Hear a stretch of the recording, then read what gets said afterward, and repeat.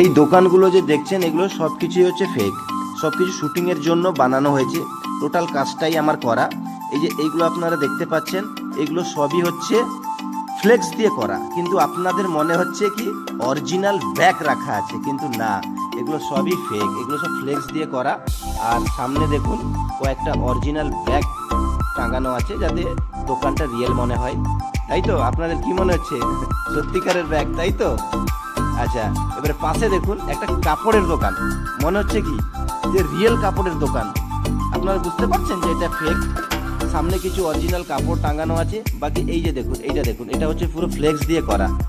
এবারে ভেতরে আসুন, এই দেখুন, এটা টোটালটাই ফ্লেক্স, কিন্তু মনে হচ্ছে কি কত শাড়ি থাকে থাকে রেখে রাখা আছে, এগুলো সবই ফেক।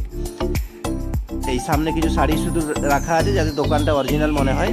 পাশে দেখুন একটা জেনারেল স্টোরের দোকান, যেটাকে আমরা মুদিখানার দোকান বলি।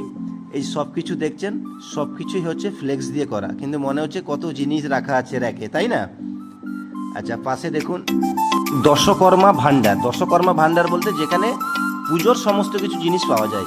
পেছনেরটাও ফ্লেক্স, কিন্তু আপনাদের কিন্তু অরিজিনাল মনে হচ্ছে, তাই না? আর এই সামনে দেখুন কয়েকটা অরিজিনাল গাঁদা ফুল, অরিজিনালও নয়, এটাও আর্টিফিশিয়াল, কিন্তু আপনাদের মনে হবে অরিজিনাল। এটা দেখুন একটা পানের দোকান, পেছনেটা টোটালটাই ফ্লেক্স।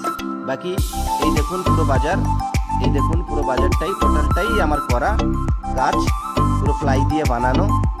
আর এই দেখুন বাজারটা কেমন হয়েছে কমেন্ট করে অবশ্যই জানিও। আর যদি কাপড় কিনতে হয়, ব্যাগ কিনতে হয়, অবশ্যই আমার সাথে যোগাযোগ করো, হোম ডেলিভারি করে দেব। আর এই দেখতে পাচ্ছেন পুরো বাজারটা, আমি এবার আপনাদের আমি দেখাই। এই দেখুন, এটা হচ্ছে পুরো বাজার।